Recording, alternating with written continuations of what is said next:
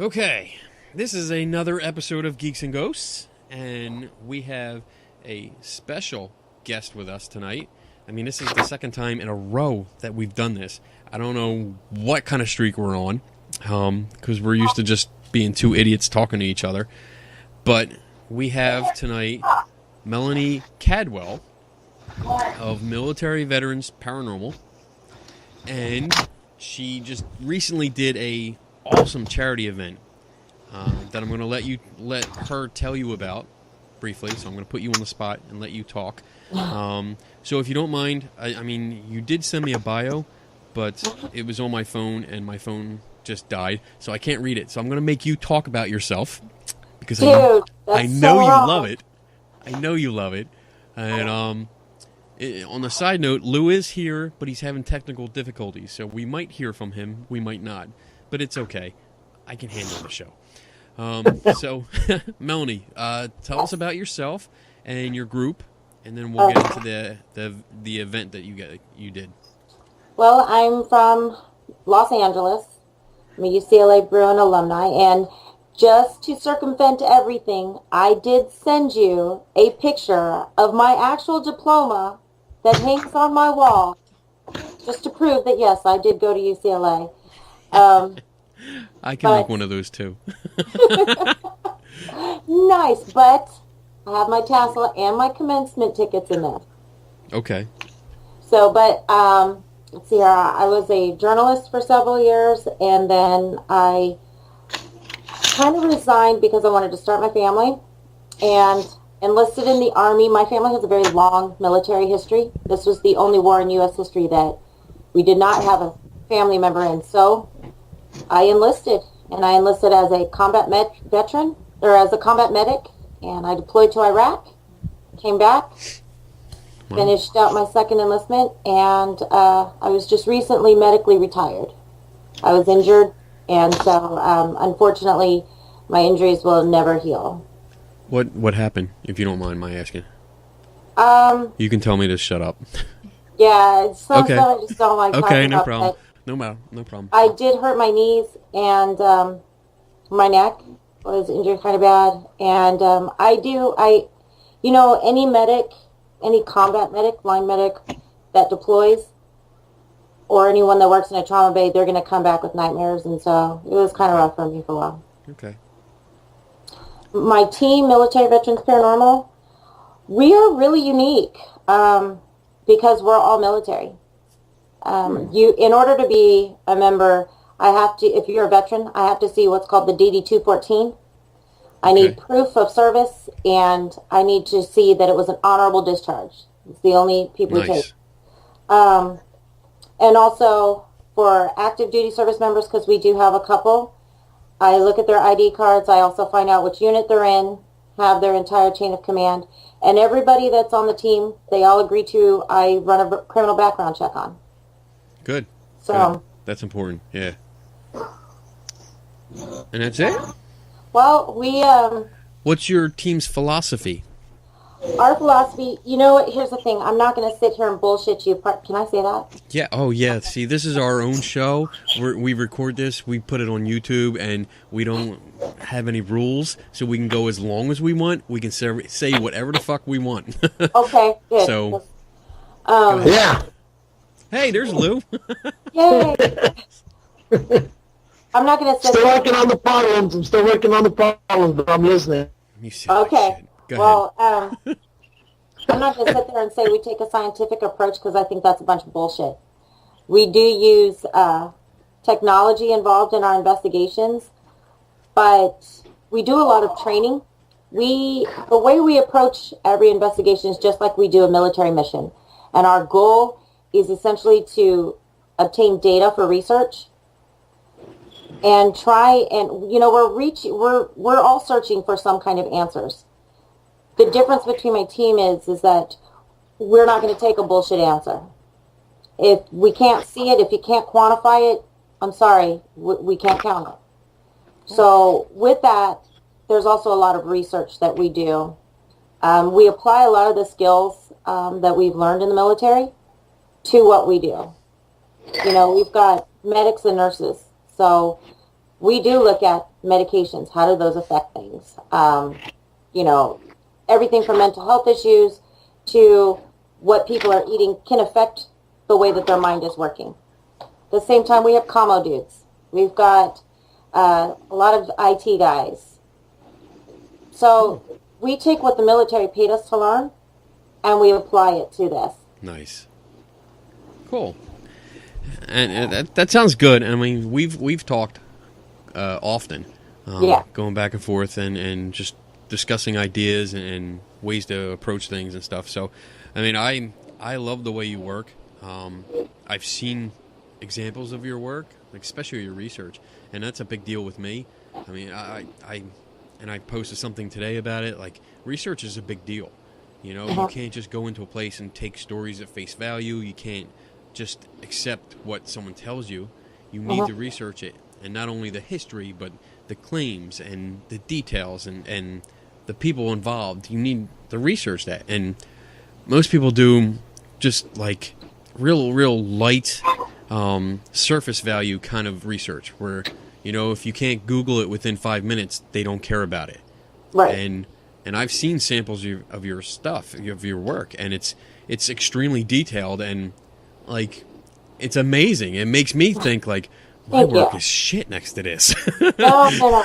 You know, one of the things though is that, you know, I have a background in research as a history major, and then afterwards, you know, working towards, you know, my master's, and then working in the press, and then also I'm a real nosy bitch.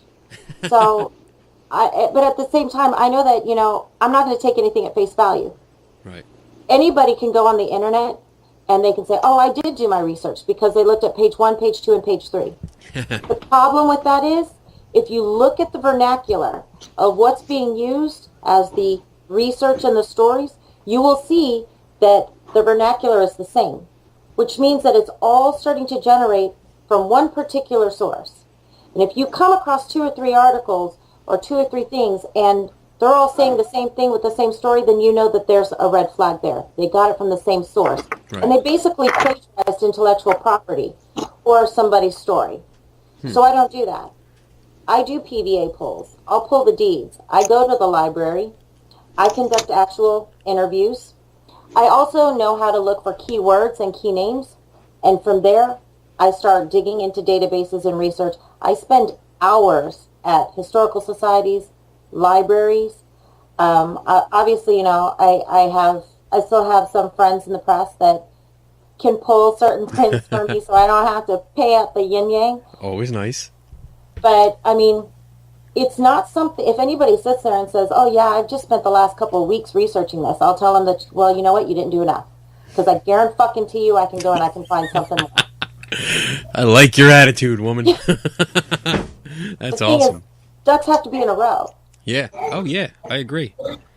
And it's, I mean, part of the way I investigate, I always refer to myself as like the Scooby-Doo method. I'm always looking into all the clues and trying to put the pieces together. And it's amazing what you find with just a little bit of research.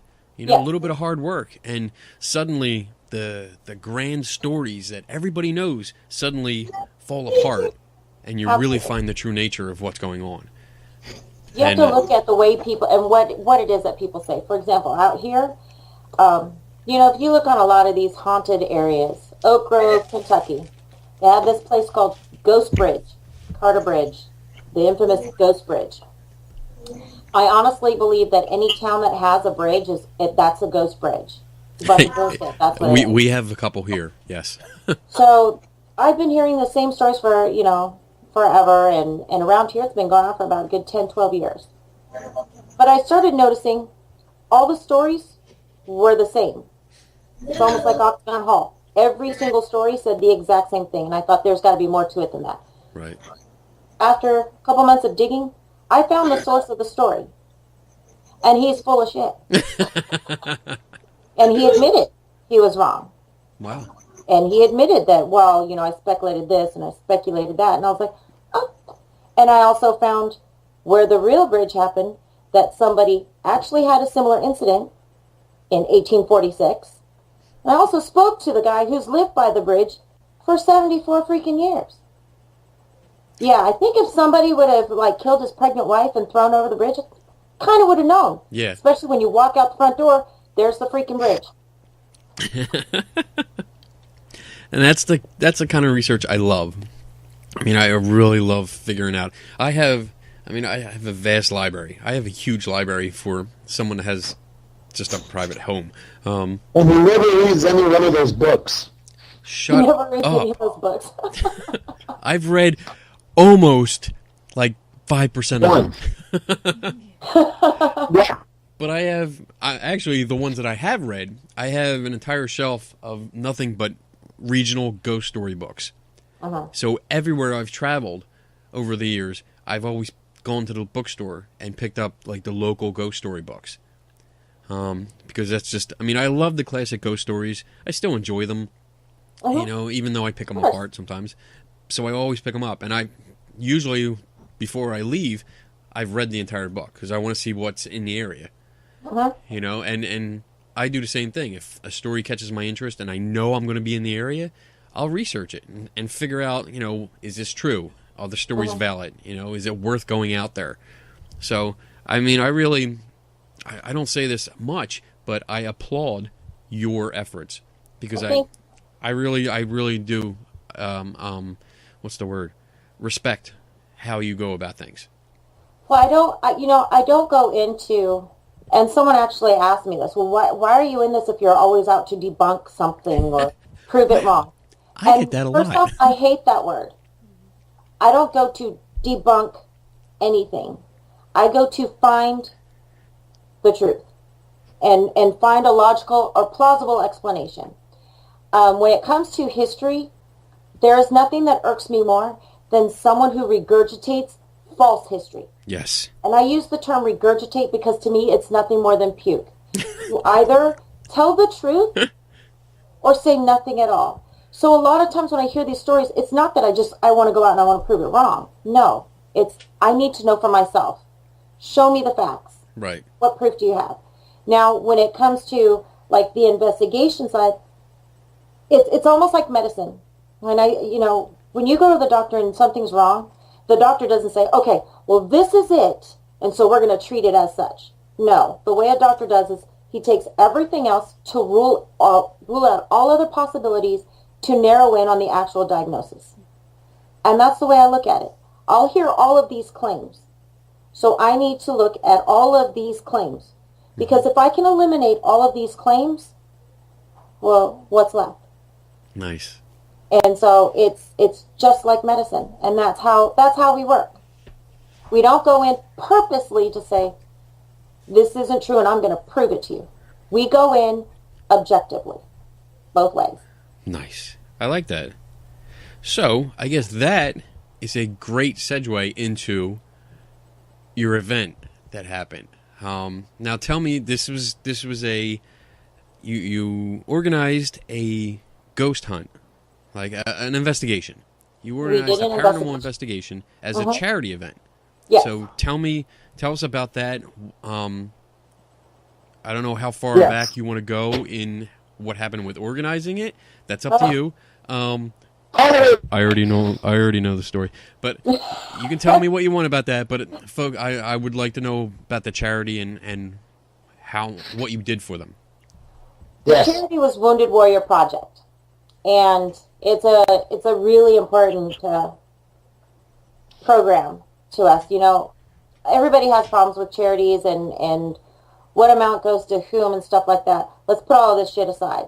The fact of the matter is this is a program that helped soldiers specifically that I sent home from Iraq, who I knew was going to spend the rest of their lives in recovery.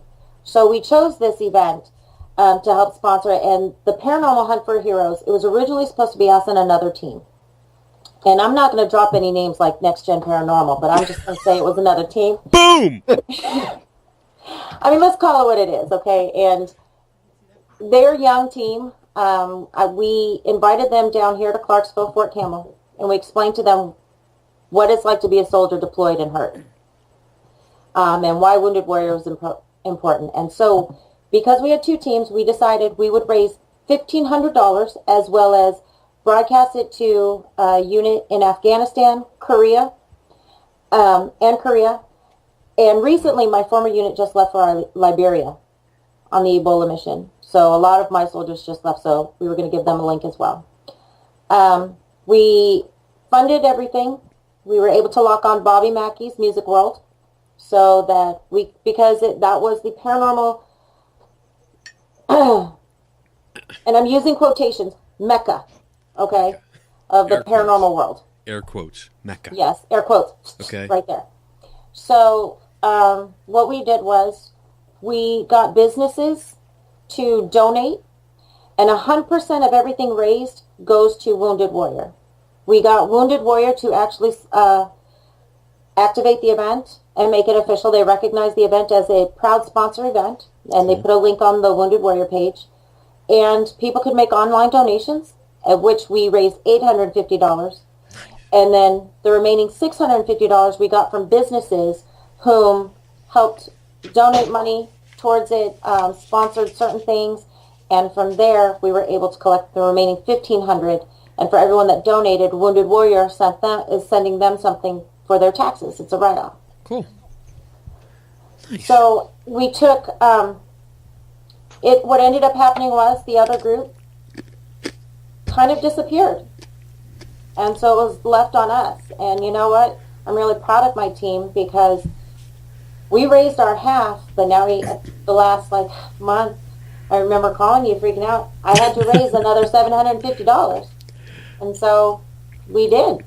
Yeah. And went to Bobby Mackey's, and from what I understand from a Battle Buddy today, they watched what I sent them. Good. And we had a lot of technical difficulties there, but I'll explain that later. Yeah, We'll get into that one. A few technical difficulties. But now that I know why, I am not surprised. Okay. All right. Well, I mean, it's great, and it's so awesome that you raised the money. And not only did you raise the money, you guys did it yourselves. You know, you were supposed to be partnered up with somebody that really, didn't they start it? Didn't they get Yes. What happened was one of them, their founder called me, and because we had already been talking about doing something for veterans. And he said that they wanted to do a charity event, and would they do it with us? And I said, well, we want to do something with Wounded Warrior. Are you on board? And so they said, absolutely. And that's how it all got started. It was originally his idea. Wow. Yeah. And then they totally just disappeared. And then about, the week before Halloween, we see something on their Facebook page saying, well, we took a few months off, and now we're raising money for Wielden Manor and their Halloween event. And I just said, to each their own. Wow. And part of it, to some extent, I have to say, they're a young group. They're very young. And it's really difficult when you're working towards something and working with, my team. My team we're very organized. We do drills. We do a lot that most normal teams don't do. So it might have been intimidating, and they might have just felt like, dude, we're just way out of our element here. Right. So, but it was very, just from what you've told me, and it's just very unprofessional the way they handled it. If it was too much, they should have said something to you. Yeah, I just look at it as, the paranormal community as a whole is unprofessional. So have they gotten back to you since then? What? Did they get back to you since then? Have they and explained themselves? Oh, no. Did they get back to you and explain themselves? No, what I did do was finally, after saying that, I did send a professional email, and I said, because of, I'm one of those kinds of people that, I was a non-commissioned officer. I pull no punches, and I'll tell you straight to your face, hey, dude, pardon my language, but you're fucking up. And so that's what I did. I sent him an email, and I said, we're not hearing from you. You've not been at any trainings. You're not returning calls. So, unfortunately, we're taking this as you're not in this event. And he never replied. Wow. Damn. But that's okay. To each his own. Regardless of which, all I can focus on is the fact that we had a mission. It was to raise $1,500 for Wounded Warrior. And we executed, and we accomplished our mission. Everybody else, kick rocks, deuces. Have a great fucking day. Booyah. That's great. You still there, Lou? I'm still here. Good. You still sound like crap. Yeah, and I'm trying to fix it. It's not. I don't know. When you start talking, it comes in a little bit better, but I don't know. It's when you jump in, it breaks up a little bit. Okay, so this event. Now, you get there, you start setting up, and I tuned in, I logged in, and I saw the video that I guess you pre-recorded for No, it. I did it right there in the vehicle. Oh, okay. Yeah, it came up, and that looked great, and then it went off air for a while. Yes. So what happened? What happened was that, and I sent you pictures. Mm-hmm. The establishment itself, Bobby Mackey's, what we were doing is we had a POV cam. And it was a law enforcement POV cam, which we specifically chose to use because it's watermarked. And that's important because it means that no one can tamper or alter that. It's used in courts of law. So we wanted something that no one could doctor up. Good. It also broadcasts.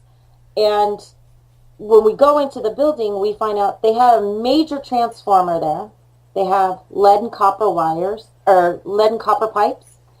They have a big ass, lead vault. They had power lines right over it. The amount of electricity and interference that was going on in there, it fried some of our equipment. Wow. Yeah. And so I had 2 electricians there.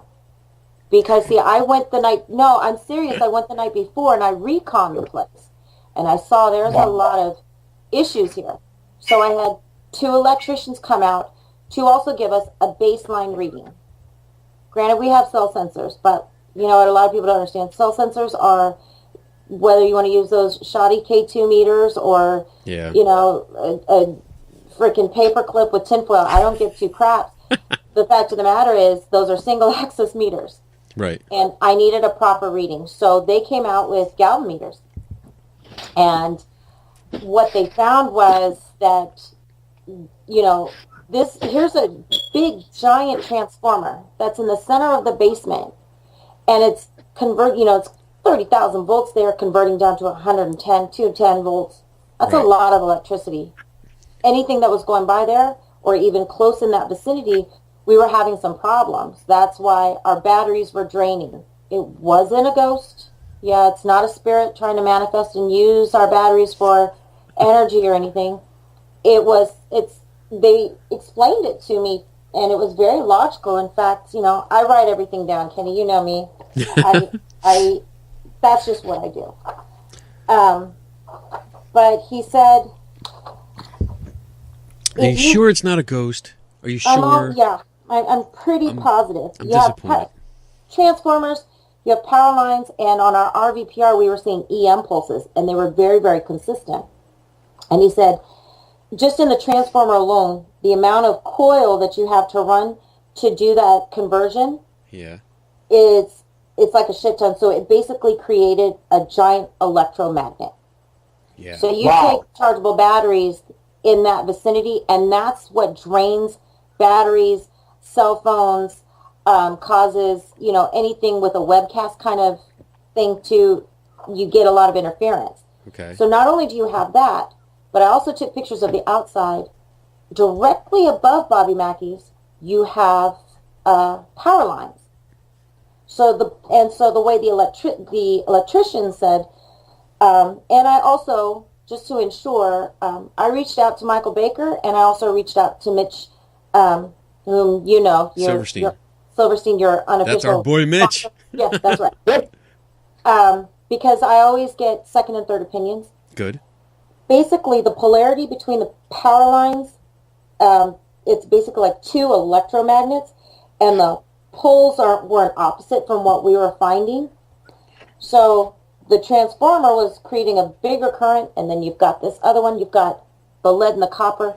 It was basically, this is going to sound very, very vulgar, but... Oh boy, here we go. Yeah, it's going to sound really vulgar, but it's like having a sex clinic and putting up an all-you-can-screw sign. Because basically that's what's going to happen to all of your real equipment in there. Wow. I mean, and that's something that's important because, you know, you see these videos and you see people who have their recorders or their cameras and they're like, oh my God, I put a brand new battery in here and it's draining. It's taking all of this energy. So, And you know what the truth is? No, it's not. You know what's taking that energy? That big ass transformer that's right in the middle of the room. That's what's damn. taking energy. So it's not like we have it's kind of like a portal, not a portal. Yeah. I mean, just going off your analogy there. Well, because, you know, we were getting screwed left and right. And I was like, oh my gosh. So that's why we have done drill after drill after drill. Even the night before, we went in a remote location and all of our equipment was functioning fine. It even it was functioning fine when we were in a parking lot in the back end, which is where I started doing that recording. It wasn't until we pulled right up that we started having a lot of the technical difficulties. Damn. Well, that's a big deal because, I mean, Bobby Mackey's is a very famous haunted place, you know, and I was talking to you earlier and told you, like, I was watching a lot of videos today, just doing some research on it so I could prepare myself, you know, for talking to you about this. And all of these videos, all the groups are going in there and just going crazy because, you know, their EMF meters are going off, their little K2s are going crazy all over the place. But, I mean, with this information, it's pretty much any electrical device that you take in there is completely useless. There are K2s, EMF meters, cell sensors, all of that stuff that they're trying to use, they should go off because they also had exposed wires that were still hot. Right. They have copper wires. And that's why I sent you a lot of those pictures because those are some of the things that affect a lot. And so, you know, it's a big difference when you see it visually as opposed to just hearing, well, there's wires everywhere. And that's why I had to send you those pictures. Not to mention, in the middle of their main hall, they've got a big giant sound system. I sent the readings of what they were to Mitch, and I sent them to Mike and Michael Baker, and they were both. Those are pretty high readings. You know, they were really high. Yeah. And that was with power off. You know. Wow. So, yeah. So with power on, you know, it would be even higher. The other thing is that I sent you a picture of a floor, and it looks like the camera was kind of tilted. Yeah. Yeah, it wasn't. The camera was on the level. So the camera was straight. So the reason why that's important is because I had spoke to an adjunct professor at UC Berkeley, and he's done a lot of studies on mystery spots, funhouse effects, things like that. Right.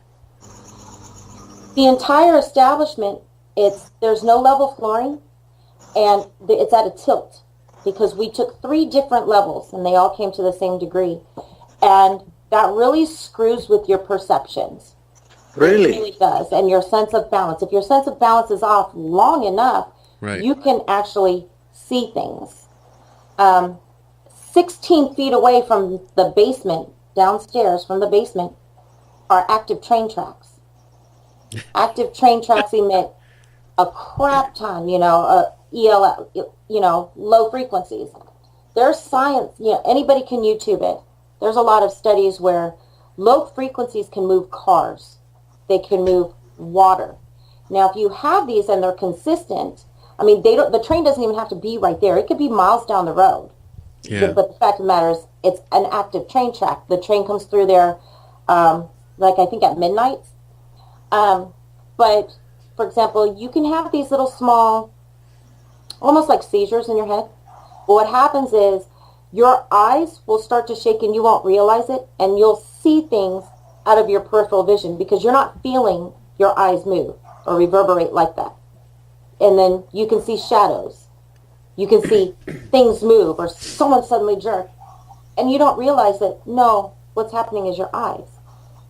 So you have train tracks, exposed wires, lead, copper, power lines, and a big-ass transformer on top of neon lights and a big old sound system and an unlevel floor. And it's going to be really hard for anybody to maintain their bearing. And usually it's done in the dark. Yes, which we did not do. Wow. We used lights, and our choice of lights, and I'd even talked to you about this. The minute, most of these claims that happen, it happens when people are around. So if people are around, why the hell are you turning off the lights? That doesn't make sense. Who walks around in the dark and oh yeah, I was just washing dishes or I was just using the bathroom and something touched me. Well, I'm sure the lights were on. So if that's the case, I'm going to recreate the environment. Right. So for part of it, we did have the lights on. And then we went lights off because we wanted people to see how much you're limited visually when the lights are off. Plus, if you're looking down a dark, dark area and it's completely black, you have visual pareidolia. Yeah. You will see things that are not there. Right. It's like the Jesus and toast. So we do it a little differently in that respect. Now, I will say that Matt Coates, their head of security, and Denise Mackey, they were extremely friendly. When they talked to me, Denise was saying, that's the legend. She wouldn't say it as fact, this happened or that happened. She would say that's, a legend. I honestly do believe that they've had their own experiences, but I also was very upfront with them, and I told them I don't count personal experiences because I can't substantiate them. Good. But they were very friendly, and they were very respectful, and I respect them a lot for what they did. They were able to raise $213 for Wounded Warrior. Nice. So, but I also told them, just like I tell anybody else, I don't go into debunk. I don't go into prove. I go in to find out. And I'm not going to bullshit you. If I get it, I get it. If I don't, I don't. But whatever I do find, whether you like it or not, I'll compile it in a nice, handy-dandy report, and I'll send everything to you, along with every reference that I use. Good. I have a reference list. And that's the journalist inside you. That's beautiful. And everybody, every paranormal group should be like that. But unfortunately, a lot of them aren't. Hey, Lou's there. Wow, he sounds good too. Is it better now? Much better. All right. I think the reason why people don't cite their sources is because they don't have any. Agreed. Yes, agreed. They usually, seriously, I think most of it is made up.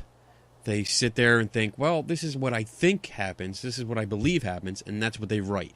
And they don't bother to check references or check sources that have already written about this topic or that topic.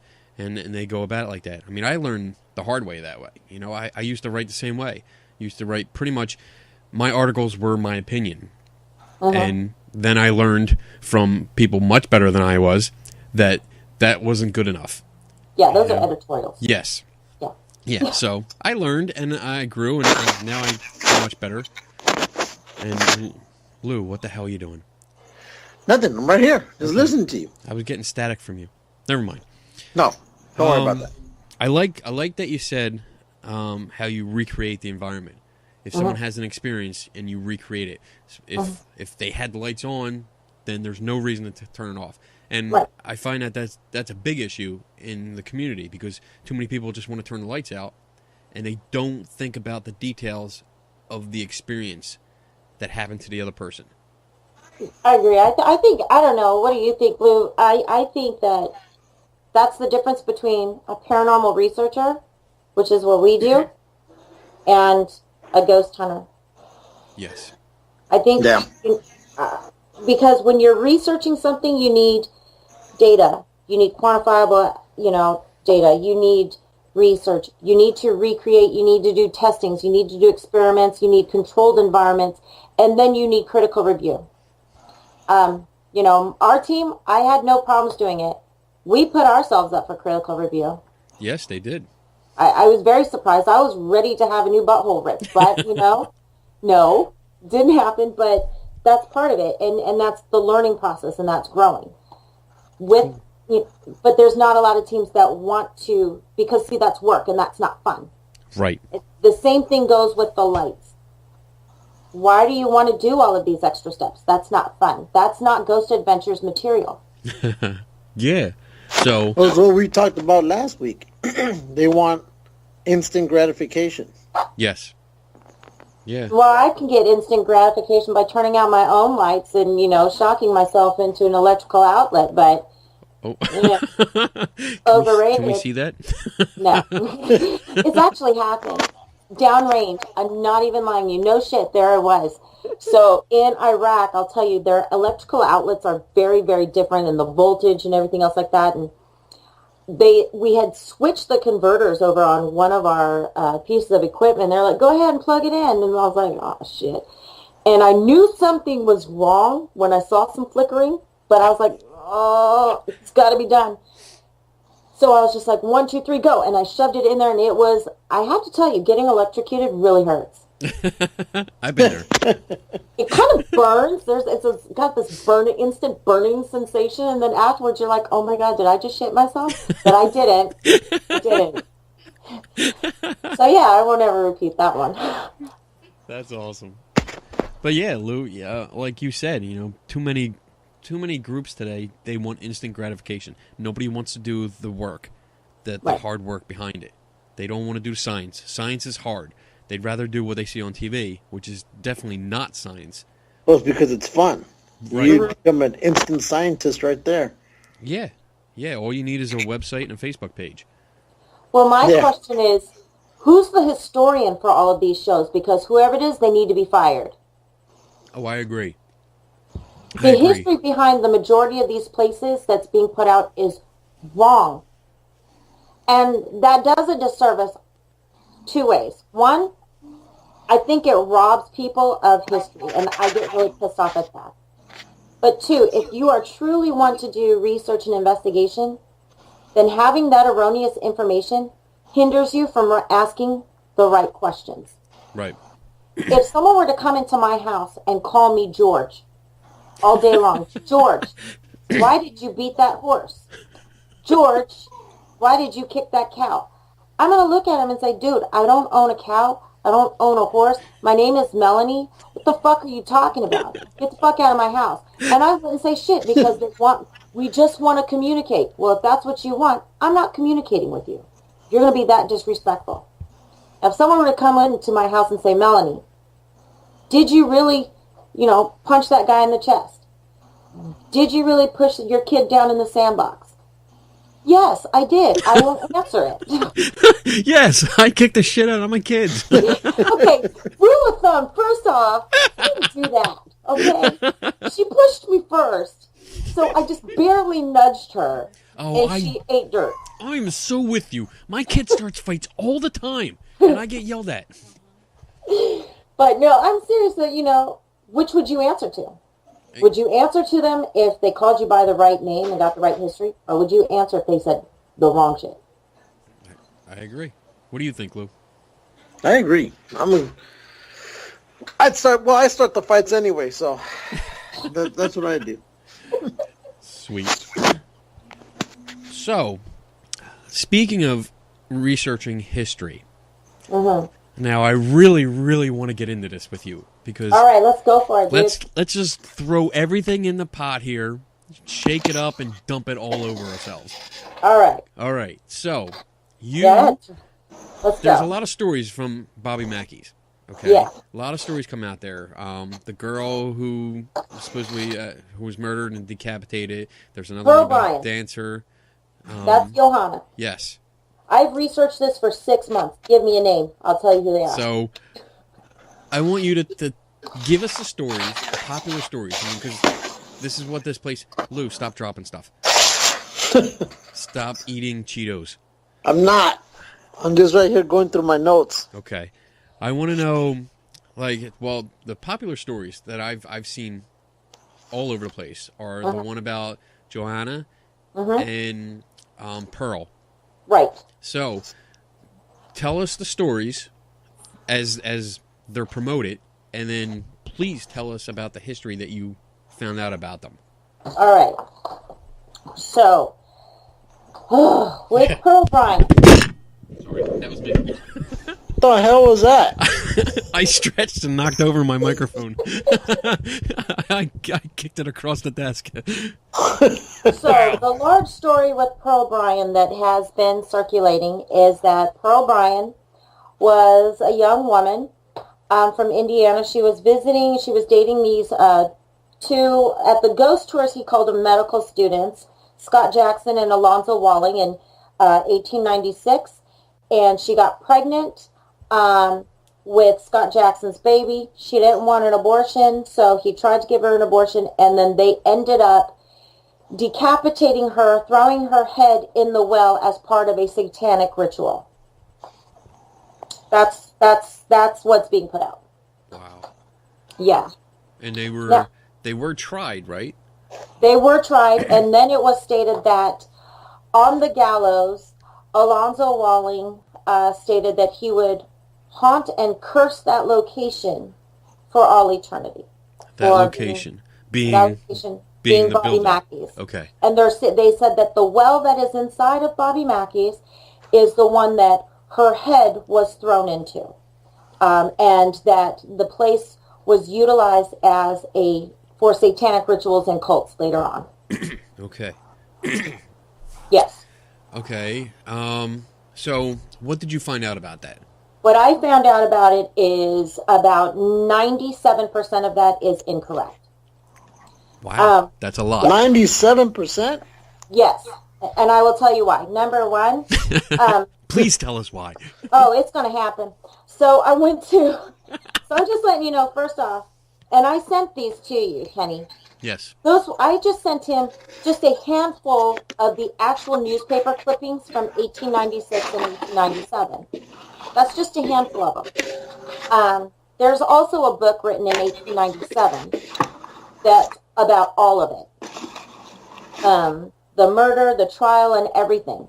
But it was written by someone anonymously. When I spoke to someone from the Kentucky Historical Society, they told me that a lot of times people who are in positions of authority, when they would release things like that, they wouldn't put a train. What the hell is that? It's Bobby Mackey's spirit train.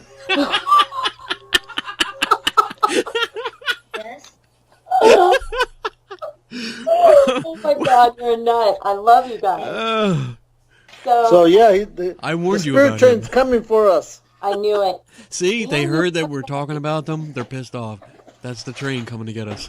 I knew it. There it goes again. See, there you go. No, but usually they're people of authority that have access and are privy to information that they can't just release out. So I read that. I also pulled the actual court documents from the original trial to his appeal, Okay. Scott Jackson and Alonzo Walling's appeal, and I sent that to you as well. The truth is, February 1st, 1896, they found a body on the corner of John Locke. He had this orchard, and that was in Fort Thomas, Kentucky, which is just across the river from Cincinnati. It does go along the Alexandria Pike. There was no head. The torso was on the ground, front side down. What ended up occurring is there was a lot of people that trampled in through the area. They were taking bits and pieces because it was the murder of the century. And, one thing led to another. They were able to deduct through her shoe that it was this young woman named Pearl Bryon. No, wait a minute. Let me stop you. You said that people were coming through and taking bits and pieces. What do you mean by that?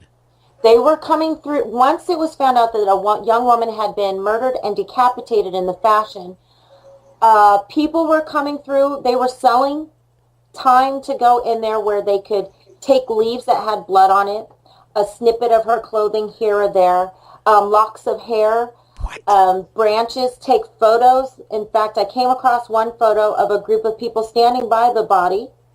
It was really morbid.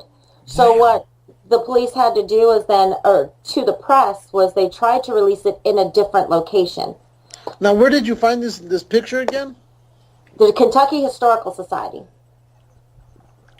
Wow. In fact, if you go into the archives of the Cincinnati Enquirer between 1896 and 1897, they have a plethora of pictures newspaper clippings. I mean, I was sifting through there for almost 3 weeks. Wow. Wow. Yes, there was so much information out there. This is not like it was a big scandal or secret. Now, the best thing to do is attack the claims. She knew she was pregnant. There was a telegram that was entered into evidence in the court that proved that Scott Jackson knew it was his baby. The autopsy found 14 grams of cocaine in her stomach because she was trying to abort the baby. She was 5 months pregnant. She had defensive wounds on her arms here and on her forearms, and the blood spatter was about 2 feet high on the bushes. That's indicative of her being upright and fighting back. Right. And then when she was alive, her throat was slit because the blood spatter from the carotid obviously shot out. And then the cut on the back of her neck was clean. So now, were they medical students? No, they were not. Scott Jackson was a dental student. Back then, abortions were usually performed illegally, obviously, by dental students or dentists because they had the right tools for it, not medical students. Anyways, the only thing that was confirmed was they had blood going up the hill. And so the investigators followed it, and there was a cistern, which is where they collect rainwater, and there was a heavy rock over it that had a bloody handprint. They lifted the rock. There was nothing in there. He continued. They brought dogs. All of the traces stopped at the edge of the river. Now, they were able to finally figure out how, it's a long, long story, but let's get to the point. Scott Jackson and Alonzo Walling are brought in along with Pearl Bryan's cousin. And Scott Jackson pointed the finger at Alonzo Walling and said, he was the one who did it. I was basically the lookout.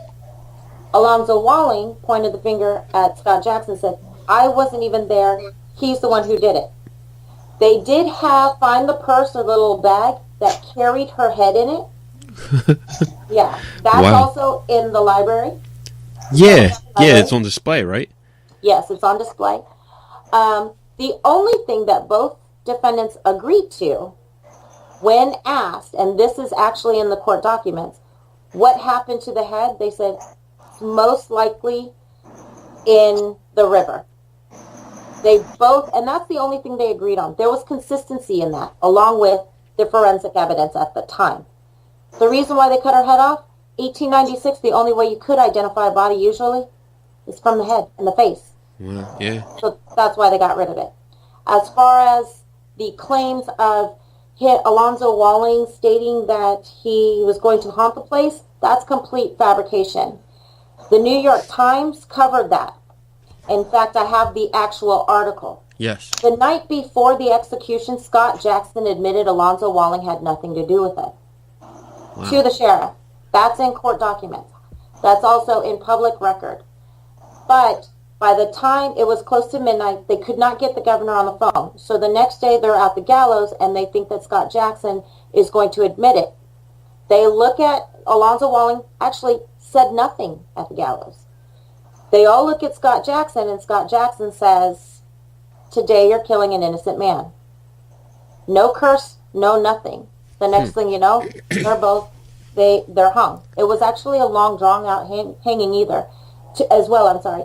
And I sent you the newspaper clipping for that. Yes. The New York Times. And the thing is, for the New York Times, they had nothing to do with Kentucky. And they had nothing to do with Tennessee. So they're not going to buy into a lot of the little fables and tales because they're on a national syndicate right there. They were big time. So they reported, if there was any form of occult practice or Satanism, which they said, is the claims that Scott Jackson and Alonzo Walling was in, that would have been in every newspaper clipping imaginable because that's sensationalism. Hell yeah. Sells newspapers. At that time? Especially back then. Yes. Yeah. Not one time from 1896 to 1897, not once was there any mention or even suggestion from the prosecution that it was a satanic ritual. So as far as the history is concerned, that was a complete fabrication. Yes, not to mention the fact that it did not happen at Bobby Mackey's. It happened just outside Fort Thomas, which is 4.6 miles away, the actual location. Location of what? The body or where the murder occurred. Okay, so the murder happened like almost 5 miles away. Yes. Yep. That's pretty far. And the reason why it happened outside of Fort Thomas, it makes sense. At the time, there were soldiers there. And in the beginning, everybody thought a soldier committed the murder. No one knew it was Pearl Bryon, and that's most likely why. The only way, they might have passed the location, the little butcher shop, on the way, but it had nothing to do with it. In fact, it was never even mentioned. So did you present all this to Bobby Mackey? Bobby Mackey really isn't interested in the paranormal himself. It's mostly his wife, and, that's how I think they really keep it open. But he doesn't really talk much about it. I did tell her that I found, and I did tell Matt Coates that he's their head of security, and he's been interviewed often in these things, that I found a different history. And not to be offended, but I'm not buying into what was being said about it, because it didn't happen here. Not to mention, they said that is the well, that's the gateway to hell. The problem is Bobby Mackey's actually has 3 wells in there. 3? Oh, really? I thought there was only one. Yeah. Exactly. When I asked Matt, I said, well, where are the other 2? His jaw just kind of hit the floor, and he's like, how did you know that? Yeah, I know. This bitch will find me. So, don't worry, this bitch knows. But there were 3, because it wasn't this big, giant slaughterhouse that everybody thinks. When I pulled the PVA and I pulled the deeds back then, and I even have the deed book it came from, it was a small, more like a butcher shop. Okay. And these wells, the body parts did go in there from the animals, and the blood was drained. But when the distillery was there, all 3 of those wells were used to pump water into Old 76 Distillery. And how did you find out? Just from the old records? Yes. Okay. Wow. Did you get to see the other 2 wells? I know where they are now. He did tell me where they were. Okay. I tried to crawl up to one, but then it was just so nasty. And I didn't want to get electrocuted. Plus, they're very open about it. If you know the shit and you ask them, Denise and Matt, I will tell you, they don't try and BS you. They're very honest, and they'll tell you, yeah, I know this is there. They caved in. 2 of them did cave in. And so the one well that's left, they've got the boards around it and stuff like that. But It's not the gateway to hell.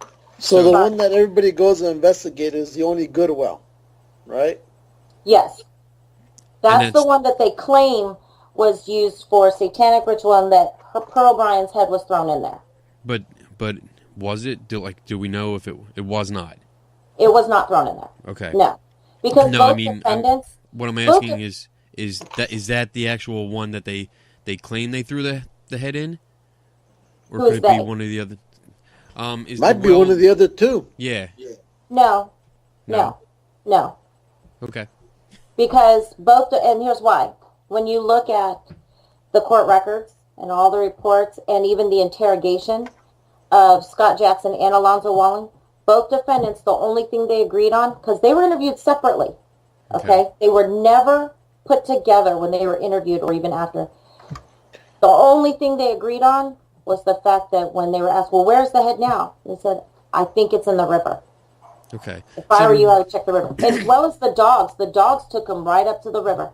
So there's absolutely no historical, factual information that links this murder, the entire murder thing, with Bobby Mackey's, the building.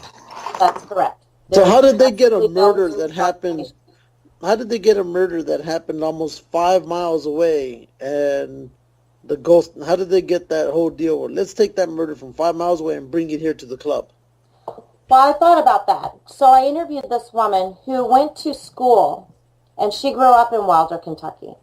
And she was a sophomore, she was a freshman in 1977 or a sophomore in 1977. And they learn about Pearl Bryon murder case, because Wilder and Fort Thomas, Newport, it was a small area. And they learn about it in history class. But they never heard anything about satanic ritual and it being at Bobby Mackey's. Bobby Mackey buys the establishment in 1978. The stories really start generating around 1979, 1980. Carl Lawson said it was revealed to him by the demons that this is what happened. No. Well, because the same thing with Johanna, looking at the paperwork that, looking at her death certificate that we hit, that both, I guess, all three of us have, I looked up her address, and she's almost 5.6 miles away from the club. You're gosh darn right. You're absolutely correct. And when I looked at it, I go, okay, 5.6 miles away. That's 16 minutes to Bobby Mackey's. But back then, what year did she die again? She died in what? Oh, shoot, I can't see the year here. 1914. 1914. So I'm assuming not everybody had a car. She might have still been walking around with maybe a wagon or a horse back then. So that 16-minute drive might have been, 30 minutes, maybe an hour? Are you talking about Johanna? Yeah. No, it would never have happened. No, that's what I'm saying. Yeah. Again, here's another crime or whatever, another death that's almost 6 miles away from what was known back then, I guess, as the Latin Quarter Club. Yes. And they somehow managed almost 70 years later to say, hey, she died here too. Right. So, and you said that this pretty much originated with Carl Lawson? Yes. Now, was he the caretaker? Yes. Okay, and I saw a video of him with a priest because apparently he had an exorcism done. Yes. And all right, so I guess how does he factor in? Was he just a caretaker and he just made this up? Carl Lawson, when he was about 17, 18 years old, he went to Bobby Mackey's, and he said that he had worked there when it was the Hard Rock Cafe, I guess. Not the main chain, but it was a biker joint. It was also known as the Bloody Bucket. Nice. There were actual deaths there. There were 2 young men that were killed right there. Okay. But he stayed in the room just about, there's an upstairs to Bobby Mackey's, and he stayed up there, and he watched the place at night, overnight, and he claimed that demons possessed him, and they showed him Johanna's journal, which he said was destroyed in a fire. And they told him the truth about Pearl Bryon and why she was murdered, as well as contact with Johanna. After which, they brought a priest in there or a pastor. It wasn't a priest. They brought a pastor in there, and that night he sat there unrestrained and had an exorcism. Yeah. Now, same thing with Johanna. I forgot what they say she died of. But on her death certificate, it says she died, Overdose. Poisoned by overdose? Yes. And then I can't read the rest of it. Kind of like Cannabis. poisoned by overdose of herpes. I don't know. I can't see that last part. Tell us the story of Johanna. Like what the... So the claims of Johanna are that this was a young woman who in the 1920s, she was in her 20s in the I was told on this recent ghost tour it was 1950. I have heard 1947, and I've heard 1956. They need to choose which one, because it's confusing me. It's also been the 1930s as well. Oh, that's fantastic. That's even better. I got something for them on that one. So she's like Jesus. She dies and she comes back. Pretty much, yeah, except she's not seen in toast. So what happens with this chick is they say that she was the daughter of the owner of the club, is what I was told on Saturday. And her father, they said he wasn't sure if it was Red Masterson or Buck Brady. She danced by the name of Johanna Jules, and she was in love with a man named Robert Randall, and he was in a band there, and her father found out she was 5 months pregnant, so he had her lover Robert killed, and then she tried to poison her father, and she killed herself with poison by overdose, and she wrote a love poem on the wall there. Wow, it seems like everybody's 5 months pregnant. That's what they're saying is the curse. Yeah. Now, let me tell you the truth about what's going on here. Sure. So now granted, there's a book, no one has seen this journal. This journal was supposedly destroyed in a fire. So Carl Lawson told a man, and Dan Smith, There's They're that train coming for me. again. I'm telling you. They're Hey, coming. I'm telling you, man, the ghost is coming. I knew it. So I took a book that has, and it's the vernacular was adjusted because it was a retelling of what was in there from Carl Lawson, and he swears that that's what was in the journal. So I took that to a linguist. I sent it to an actual professor, Lynn Sims. So just to clarify, we do not actually have the journal. No one has the journal. No, it was supposedly destroyed. Okay. No one has seen the journal except for Carl. So these entries from the journal are strictly his version, his idea. Yes. Okay. Of what was recounted to him or from copies of the pages that he had wrote. Okay. So I took them to a linguist. Now there's a lot of problems with Johanna. And we'll start from the top. The linguist, who's an actual professor, the vernacular doesn't fit.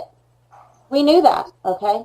The other problem is, though, and I also talked to a women's study professor at UCLA, who actually, her forte was on women in the early 19th and 20th centuries. If you are a young woman in your 20s or 30s during that time, and we will, Lou, for shits and giggles, we'll go with 1930. Bring it on. From 1930 to let's say 60. If you were single, you lived at home, which in her journal she says that she does. But if you are a dancer, that was very shameful. You would not live at home. Mafia guys never mixed their wives and their daughters with business. Therefore, it would not make sense that his daughter, who would be prim and proper at 20-something years old, is a dancer in his own casino. Kind of like you, Kenny. You're prim and proper. Shut up. I knew it. Shut up, Lou. So, historically, when you're looking at women's studies, when you're looking at the vernacular that was used, it doesn't match. Now, let's just take the father. Now, first they said it was the Latin Quarter, and that the father was the head of that mafia, which would be the Cleveland Four, okay, which would have been Mo Dalitz.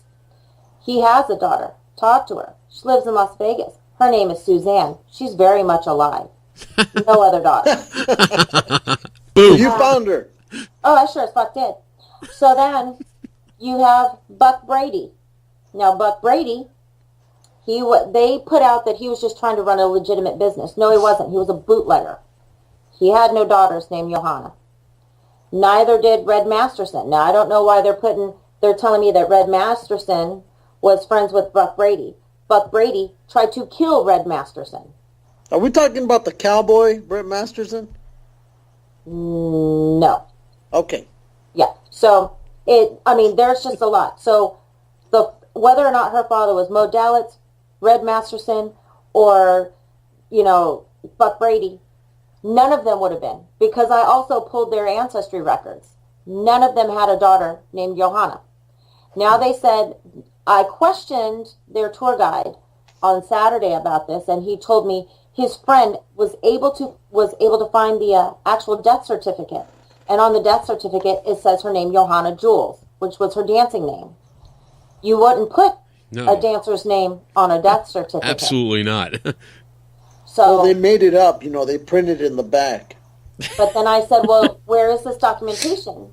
Because I have a death certificate. I had a friend of mine who works in a position where he can get these things from 1900 who pulled it and searched records.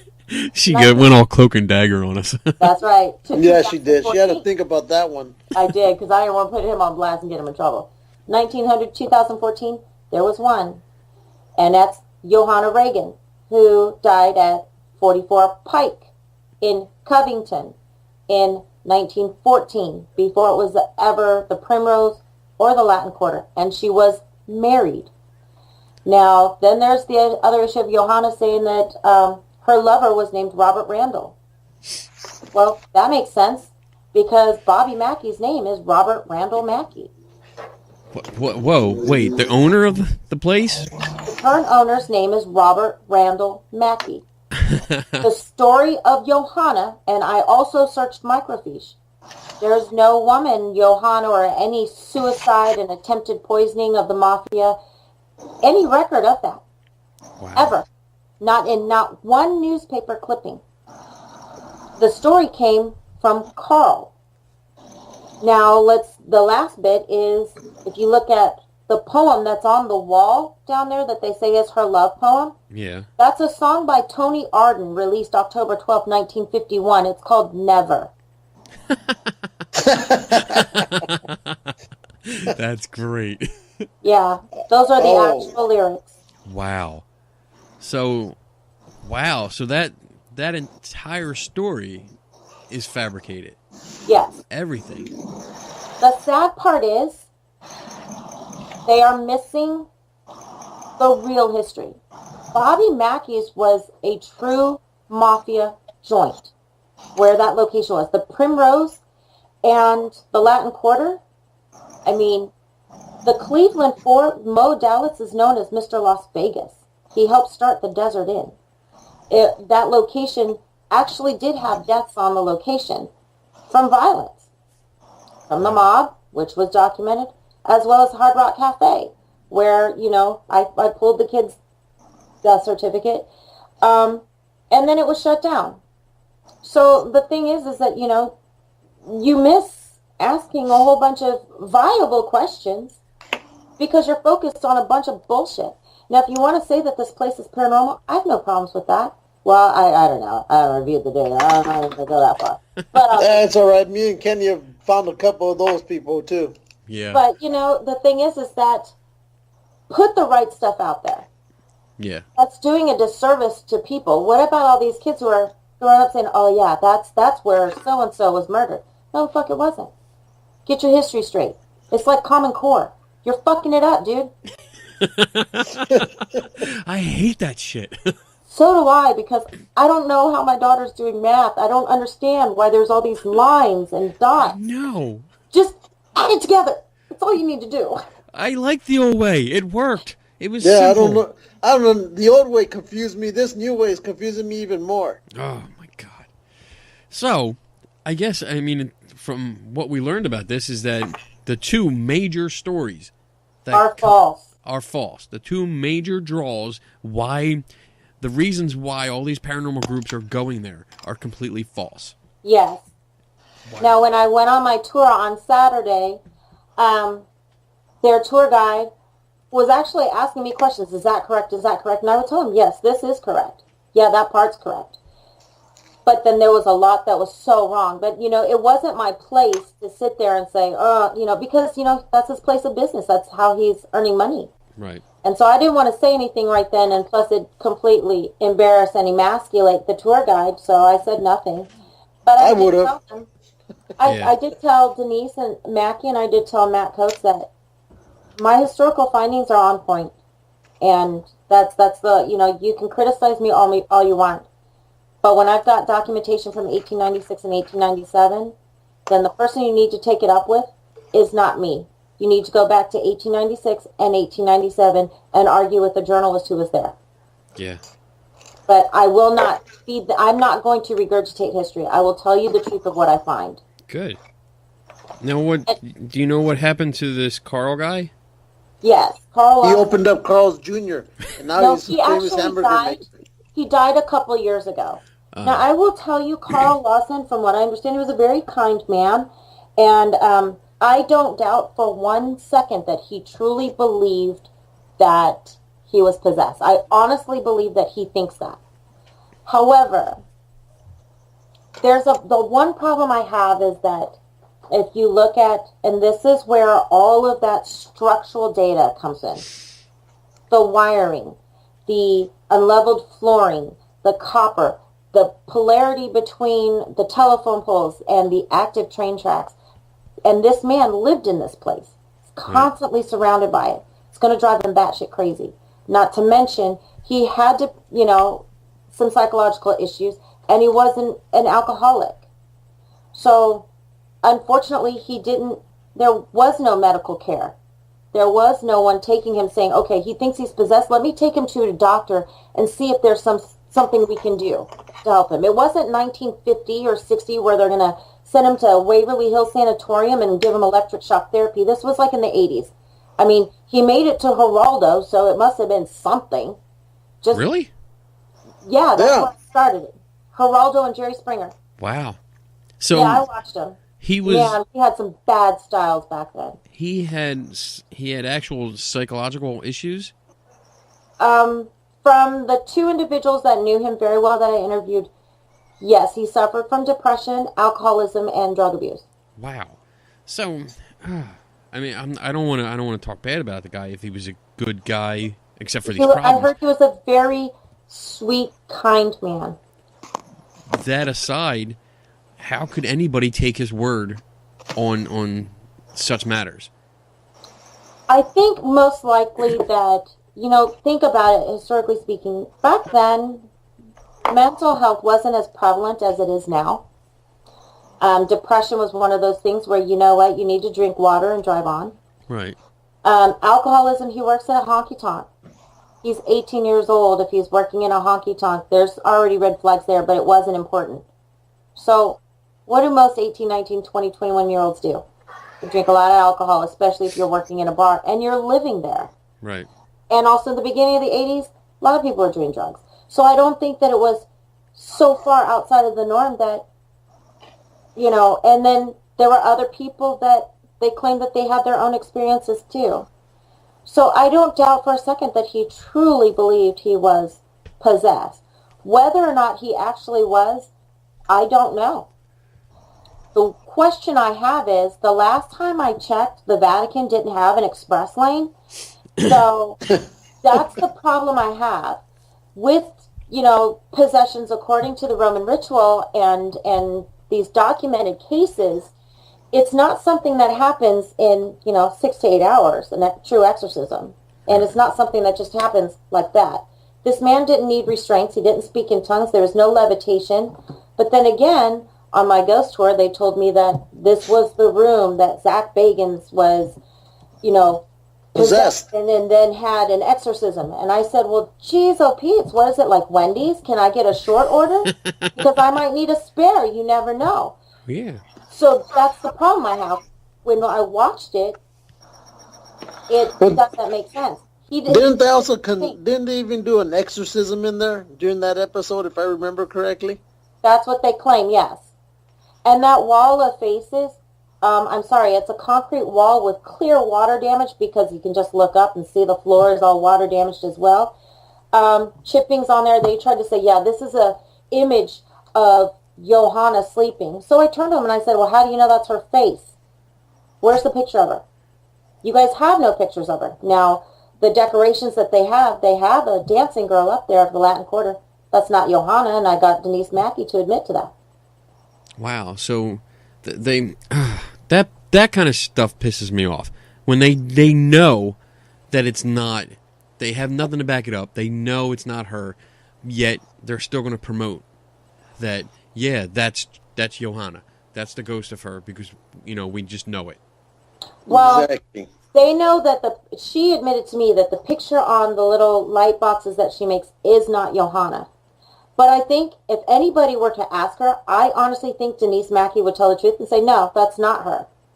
I like to give her the benefit of the doubt like that. She was a very kind woman. But I think they're smart enough to know people aren't going to ask, is that really Johanna?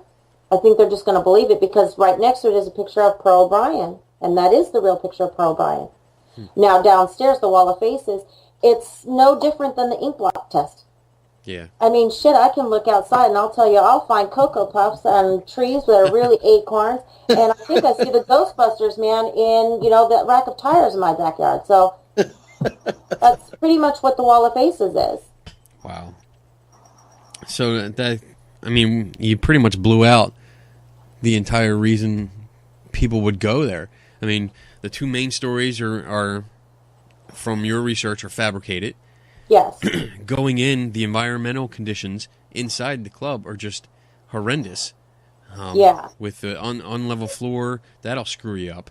Plus the acoustics. That'll really throw you off, depending on how they're asking things and stuff like that. However, I will tell you, I'm not one to say this place is not paranormal. This place is paranormal because I have data to review. And that's a little pet peeve of mine that I really hope someday you go off on, because it is not evidence. It is data. Evidence proves something. If you have it, you haven't reviewed it, how can it be evidence? It's not. It's data. So anyway. Give it to him, girl. Go. So Go. Give it to I him. have a lot of data to review. I will say that we have some audio clips that we have to send out for, second and third opinions. Send it to me and Kenny. We'll do the second and third opinion. I will send it to you. One of the things I did with Kenny is I'll send him every picture, and I send it unedited and not compressed. Did you see that? Weren't you so proud of me? Yes. Okay. Yes, very much. Yeah, that's all I needed. But Boom. I'm done. yeah. For example, there's a picture that I sent Kenny that is a clear example of what people think they see. And we took a picture from an angle in one of the dressing rooms. By the way, they have this dressing room set up, and they say that this is Johanna's dressing room. She likes fresh roses. I asked them, how do you know this is her dressing room? They don't admit it. So, and I'll throw in here, like, as we're telling a story, when I edit this whole thing together, I'm going to throw up the pictures that you sent me, so people will be able to see them. Well, in this picture, it's in one of the dressing rooms. And I've seen other pictures kind of like it, of where they see the shadow person downstairs. And it's at an angle. And if you look to the right of the picture, you'll see these two white lights, and you'll see the silhouette of someone. So what did we do? I lightened the photo, and I also looked at the photo before and the photo after. And it's not. It's the angle. If you lighten it up, you'll see, wait a minute, that's a different structure. And when you look at the room head on, you can totally see what it actually is. So the problem is when it's completely dark and you've got angles, and down there they've got a whole bunch of mirrors, and you've got people in there taking flash photography in the dark, then you're getting these anomalies, and they're not really reviewing it. They're looking at it and saying, oh my God, I caught a shadow person. It's like Christmas. No, bitch, it's not. It's not. Yeah, I like that. No, bitches, it's not. No. So awesome. But that's the problem, And so same thing with the audio files. I don't compress them. I don't, amplify them. I don't do noise removal. If I hear something, that I'll take 10 to 15 seconds before, 10 to 15 seconds after, and I send it out for other people to listen to, because I don't know. We did have our visual, cameras up there. We don't use those to catch a Holy Grail. We use those for accountability. And that's why I needed them, because when I caught this audio clip, I said, okay, at this time, everything is synced up. I looked at all three cameras that were down there, and I know that there was no female down there. So now it's like, okay, well, what else can cause this? It's like medicine. I have to rule out everything else. Nice. And I've preached that dozens of times about taking pictures. When you go into any location, go to every room and take pictures from all four corners at least. And that's what we did. 179 photos. And that's awesome, because that gives you a great visual record of what's in every room. At the same time, we pace counted too. I pace counted to the pole, just like I did at Wolf House. I pace counted to every pole. I pace count to the train tracks. I bring in people who, this is what they do for a living in terms of electrician, linguists, scientists that are getting paid as scientists. They're real scientists. That's like their job. Real. Yeah. We like real scientists. Like yes. Real, yeah. I'm a scientist. No, you're like not. people like not me. So, yeah, I'm sending all of my stuff for the second and thirds, but I will tell you, we've got some, and this is where it gets confusing, audio anomalies that I'm like, that doesn't make sense. So I have to send it out to get a second and third opinion. And that's what you should do. I can't say that. There's not something going on. For all I know, you got people going in there that are fucking weirdos, dude. For real. People who are doing their seances. You have people going in saying, oh, this place is demonic. Dude, you haven't even gone inside. There was nothing demonic. They're going right off of the stories, though.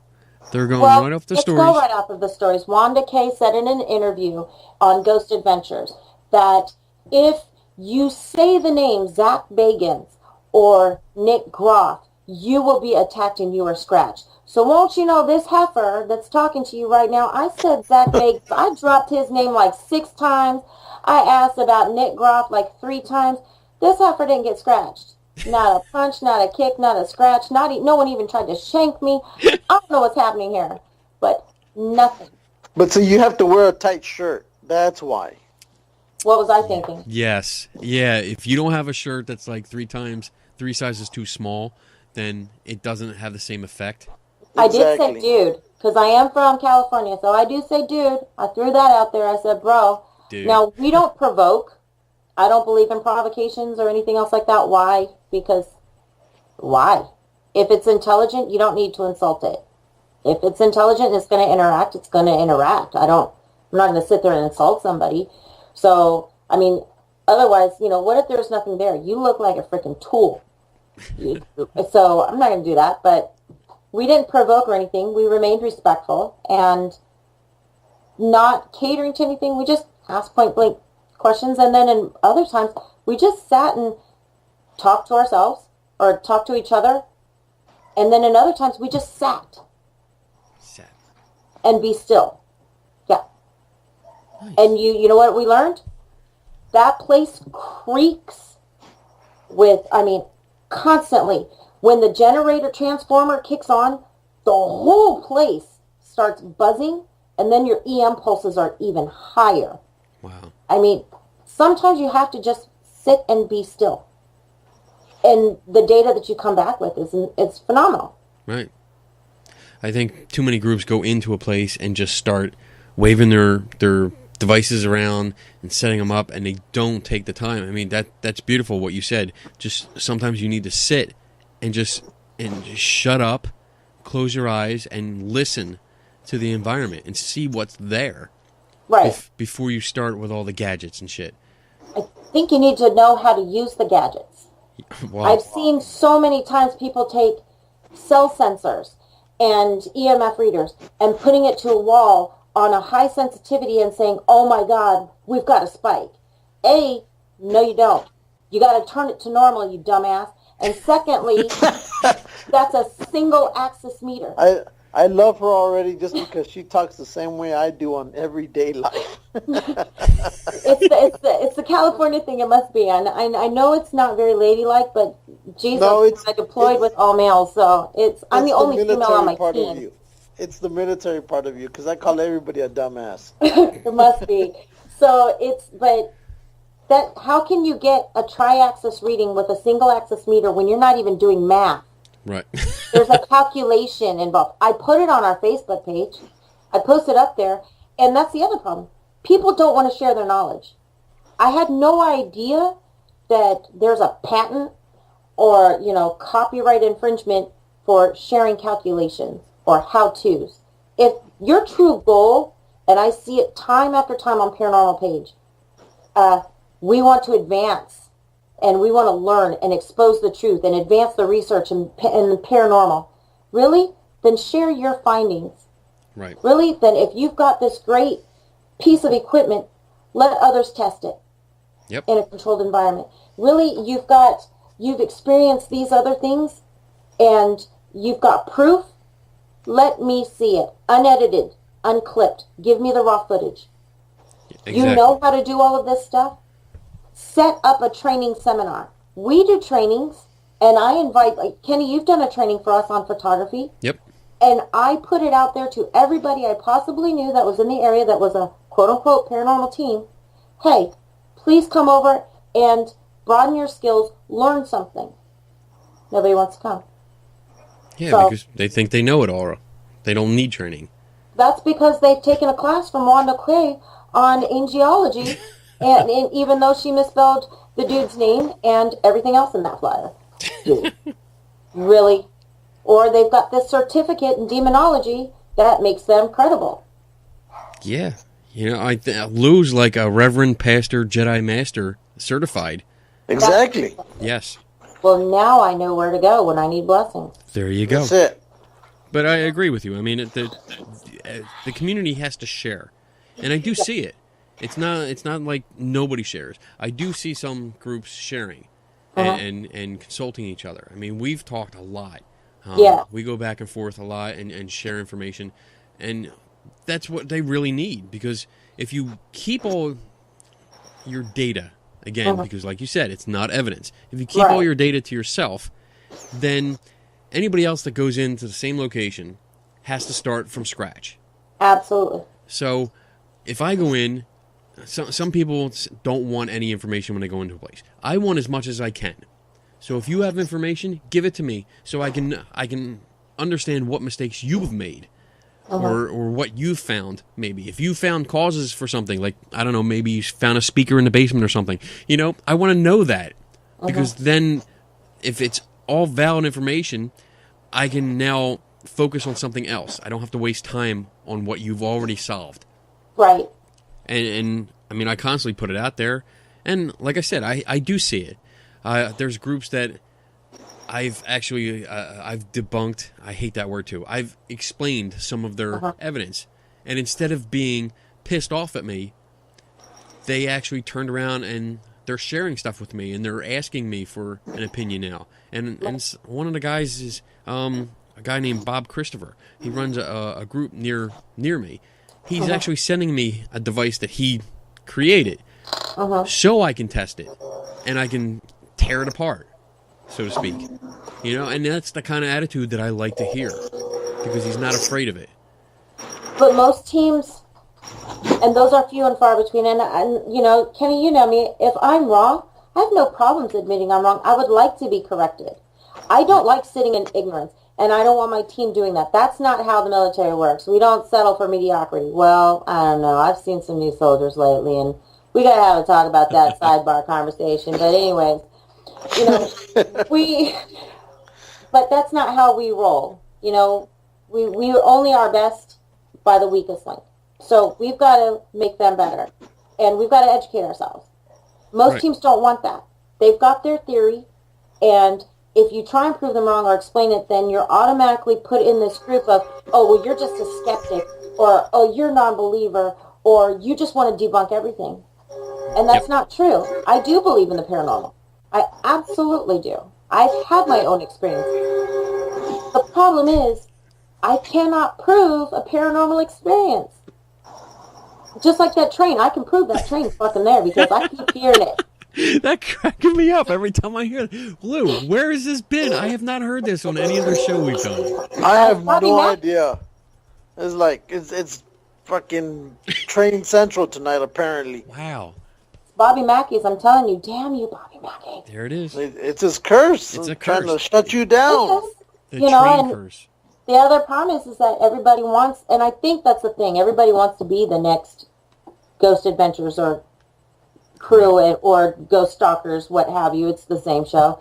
So everybody wants to be that. The fact of the matter is, if you don't know the right history, or if you don't take all of these environmental factors into consideration, then you're asking the wrong question.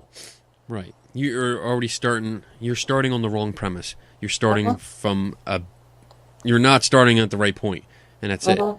You're under false pretenses, and you're just going off in a direction where you don't need to go. Absolutely. So, yeah, your historical research is the most important, because that's your starting point. Absolutely. That's to know the claims, because, like with Bobby Mackey's, I honestly think that people are asking the wrong questions. They're going down a whole avenue that you're wasting time. Yeah. I'm not saying it's not paranormal. I'm saying your history is fucking wrong, dudes. Well, your history is wrong, and we also have an environmental factor. That honestly, I was asked, how is it still operational? It's structurally not sound. I mean, you have cut wires that are live. And, when I was talking to Mitch, he was explaining to me, those lead pipes, those copper wires, they're conduits. They're conductors right there. No, it's because they're getting ready for the future ghosts that they're going to make. What was I thinking? Now they can say, yeah, we actually had all 50 spirits here, all died. Do they electrocuted them. Do they usually charge for They ghost usually do. investigations? Okay. How much? So normally for Bobby Mackey's, it's between $600 and $700 for a 5-hour investigation. Whoa, what? How much? Well, and that's something else that, like, I even brought up on my page. And it's not just them. There's a place called Ripa Villa Plantation that, it's a gorgeous historical place. But they charge $500 or $65 per person, and you're supervised. Yeah. By who? Their home teams. But our investigation, we did not, for Bobby Mackey's, I have to tell you, when I told them what the fundraiser was for, we didn't have to pay that. All we had to do was pay for our security. And, nice. They were phenomenal with helping us with this Wounded Warrior project. Whereas other places, and you've got to understand, some of these places are charging like an arm. I might as well just sell my liver because they're asking that much. And it's a shithole with nothing. Wow. And if you're going to be supervised, well, you know what? Your supervisor needs to kick me some ends because they're on my 3-hour tour. Get the fuck out. But unfortunately, people are buying into it. Until paranormal researchers say, you know what? I'm not doing this. Yeah. This is ridiculous. You're not getting this. People aren't going to drop those prices. And I want to make it clear, like, we're not coming down on the owners of Bobby Mackey's. We're not at all. We're just talking about what's the supposed... We're talking about the claims that have happened and the conditions under which people are investigating and the issues that have come up with the claims. And that's what we do, and that's what we do anytime. Sometimes we're a little harsh when we do it, but we're actually attacking the claims. Yes, and that's not started by Denise Mackey, and it's not started by Matt Coates. Right. And I'm not saying that there's nothing paranormal there. I don't know. I haven't reviewed. We've got 5 hours of data to review of a lot of stuff. We were just addressing the problems. But you know what? History is history. Right. And the historical claims are wrong. I have no problem saying that. And anybody can challenge me. That you can bring and tell me that, no, you're right. Because I will say, one simple sentence. Where is your proof? Because I have mine. I've submitted it to you. I've given it to other people. It's in writing. Not mine, but from 1896 and 1897. That makes a difference. Right. Yeah, you have the documents to back up what you're saying, which is great. That's what you're supposed to do. I don't publish bullshit. That's not what I do. But so hey Lou, what do you think about because Mellanie put this question up about paying to go to places, these locations charging a lot of money to come in and investigate. What's your take on that? Well, in some locations you're gonna have to, regardless. If you want to get, if you want to get into a certain spot, you're gonna have to, unless, you can figure out a way how to skirt the security, like yours truly has done many times. That's the Mexican talking. That's total. But I don't agree with the high prices that they charge. I mean, when they start charging, what did you say, $500? Some places. I know that other places, I've seen it up to $100 per person. See, that it's ridiculous. Really, because the majority of that in some locations, or in the majority of locations, that's not even going back to the site. That's going back to whatever team is conducting it.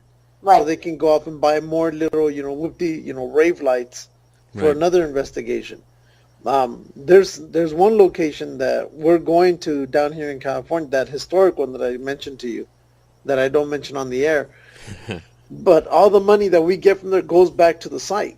And it's only $25 to go in, right? But it goes to restoring that location. It's an old fort, and it's like Fort Mifflin. It goes completely right back into the location. But I really don't care for paying for these places because the majority of they just pocket it. They do nothing with it. There's really no need for them to be charging this kind of money. Right. It's That's the pure thing, profit. though. It could be within reason. When you're asking an astronomical amount, and it's going towards the restoration, I understand that. But if you are charging a team to come in and do an investigation, and you're charging them that much, but they have to share that time with these other babysitters and investigators that are contaminating all of their data, that is ethically wrong. I agree. There's something wrong with that. Yes. Because then you need to lower the prices, because what their legitimate research is compromised. Now, you would be able to get more people in, or have a better fundraiser, or apply for grants to help towards these restorations, or even put it out like that, instead of saying, okay, well, we're trying to restore this location. We're charging $1,000 for 5 hours, and yet 2 years down the line, I see nothing restored. There's a problem. I agree. If it looks exactly the same as it did 7 months ago, and you have tour after tour after tour, then I have a right to say, where is all of this money going towards? Because you can't tell me it's for electricity, because these investigations are being done in the dark. Well, yeah, and they don't have heat. I agree. Yeah. Where's the money Sometimes going? I'm freezing. Yes. I almost froze my corneas off. Oh, my. Yeah, Oh. I do say that sometimes, because, I'm the only female, and sometimes I'll look at people, like some of these males, and I'll say, dude, grow some balls. If you need a set, I'll loan you mine. One of those. That's fun. I can't wait. One of these times we're gonna come out and visit you, and You've got to. we're gonna hang out. That's gonna be fun. And you're in Louisville, correct? No. God, no. I am in... Lie to me, Kenny. Where? Yeah, no, I'm in Clarksville. I'm right outside the gate of Fort Campbell. So, we're not from there. So, how far from Louisville are you? Like hours. Hours? Like Yeah. 2, 3, 4? About 3. 3? We could do that, Lou. We could drive Yeah. out there. Hell yeah. Yeah, we could do that. Yeah, And, Bobby Mackey's was 5 hours from us. Oh yeah. Wow. But I mean, I will say it was worth it. I have to tell you, the Bobby Mackey staff, Denise Mackey and Matt Coates and them, they're phenomenal people. They did everything that they could to raise money for the Wounded Warrior. Awesome. Matt he doesn't believe in all this stuff. He does understand that the history is wrong, and he said that actually pisses him off. There was a book written about Bobby Mackey several years ago that was released by the former Ghost Tours manager, that he said really, really upset Bobby Mackey's, because he said that he knew that it wasn't true. The problem is that shit sells. Yeah. Those stories sells. And when you're running the Ghost Tours and you're telling that shit, that's what's circulating. And it did upset him. So, they're not opposed to the truth being out there, but you have to understand this place was opened in 78. Real stories really started hitting at about 1980, and here you have 2014. How do you go back and start saying, okay? You're not. You can't. You're not, because like you said, that book is out. It has the stories in it, and that's what people. I mean, that's what I do. I go to How a many place. people in 30 years have gone through there being told this story? Yes, and how many websites have gotten, the owners have gotten that book and then just typed in, copied that story right out of the book and put it on their website, and that's what Right. people see. And know? this is this man's livelihood, Right. The problem is, it's a double-edged sword, because if there is in fact something paranormal there, then if the truth, everybody starts realizing this is not the real history, they're going to think that, okay, there's nothing there. They don't know, because they're still negating the fact that this over here is the real history, and it could possibly be the reasons why you guys are having this. You don't know. Yeah. It's almost like I feel bad for them, because Bobby Mackey's is stuck in this rut where you either accept Johanna and Pearl Bryon or you don't. Because if you don't accept those for the last 30 years, that's what's been put out, it'll destroy that business. Yeah. Well, maybe we can help, with our 4 or 5 listeners that we can exactly. help start spreading the word that, hey, the history is wrong that you know it. The popular history that you know is completely wrong. This is the other history, as told by Mellanie. No, as told by records. Told by records, narrated by Mellanie. That's different, yeah. And this is, if you want to continue doing your investigations, at least now you have the valid history to go with. Yes. And the valid history is incredible. The mob ties that were there, it's insane. I talked to a man who was like in his 90s. I mean, he was just like at death's door. I wouldn't be surprised if he sneezed and kicked the bucket. He's that old. But he told me that, you know, back then, people are still afraid to talk now. Because back then you knew if you saw those big old gallon buckets and it's got cement in there, something else happened. They have bullet holes in the doors there. And I sent you a picture. Yeah. And those are actual real bullet holes. Is that the one? That's awesome. Where like you're like reaching across and you're looking back and there's another guy in the picture? We're measuring. One of them you can tell is a 20. I'm huge into weapons, obviously. But one of them's from a 22. Then there's one that we believe it might be either a 38. But, I mean, it's riddled in there, and it actually coincides with actual historical documentation of what happened there. Cool. That's awesome. See that? Yeah, that's the kind of thing I'm interested in. I would love to read up on that more. Wow, that's cool. Yep. All right. Yeah. We're good. You got something, Lou? No, go ahead. Oh, so this is a show called Geeks and Ghosts. So we talked a lot about ghosts. Yeah. What about the geek side of you? Oh, God. Now, standard question. Research, not it's a geek. Standard question: Star Trek or Star Wars? Oh. You better pick right, or I'm hanging up on you. I'm saying Star Wars. Yes. I wasn't a Trekkie. I really wasn't. Yes. Screw you, Lou. That's 1-1 now. Mitch got us last time. Yeah, Mitch was on your side. Now No. I got Mellanie on my never side. get onto the Star Trek thing. Yay! Are you going to go see the new movies when they come out? I probably will not. Breaking my heart. Breaking Yeah. my heart. Probably will not. Only because I don't like people. I'm just kidding.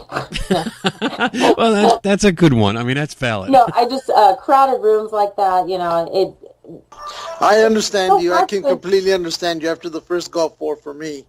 And I'm still that way to this day. I just have a hard time. I like going when there's hardly anybody there, you know, it just, and then when people are just moving around behind me too much or it's really crowded, I can't do it. Wow. Yeah, no, I know how you are. That's why a lot of the times I like to be on my own. I just don't like being around a group of people, because that's too many people for me to keep an eye on at one time. True story. Wow. Yeah. Wow. So what kind of geeky, nerdy things are you into? Are you any kind of nerd? Do you like comic books? I do not. Do you like tacos? I love them. That's it. That's it. She's at the top of the heap now. There you go. She recovered. Yeah. She beat out Mitch because he likes enchiladas, and this show's all about tacos. No, I love tacos. You can't go wrong with you know what? The other day I put chicken and I made like some salsa and some fiesta sauce, and I slow cooked it all day so that my chicken just fell apart, and I made a taco out of that, and it was fucking delicious. You can't go wrong with tacos. I'm telling you, you go to LA and you go to King Taco, life will never be the same. Oh wait, no, stop there. I don't care for King Taco. Oh boy. Oh my gosh.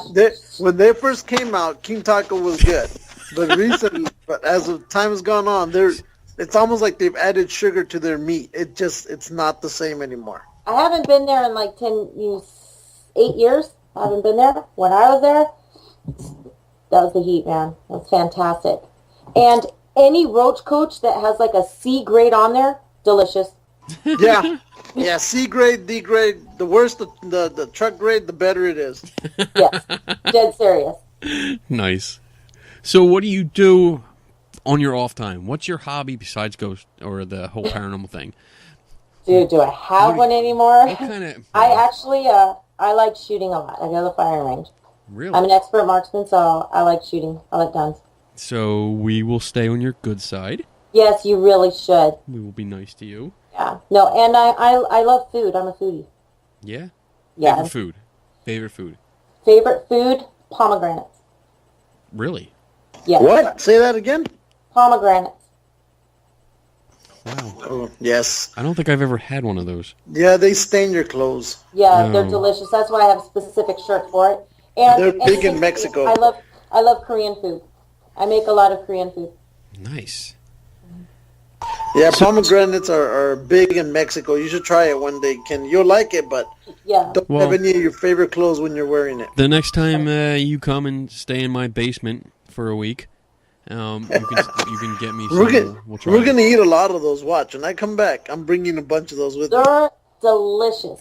They are really, really delicious. But you can actually use them to enhance the flavor of foods and juices and stuff. They're just really good. Wow. Yeah. I'm hungry.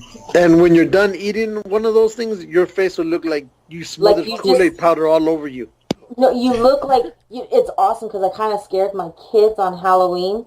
I just had like the mannequin thing and I lifted up and it looked like, I had like pomegranate juice all over me and everything else like that. So it's almost like Walking Deadish. Fantastic. Way to scar a childhood. Yeah, they're awesome. That's awesome.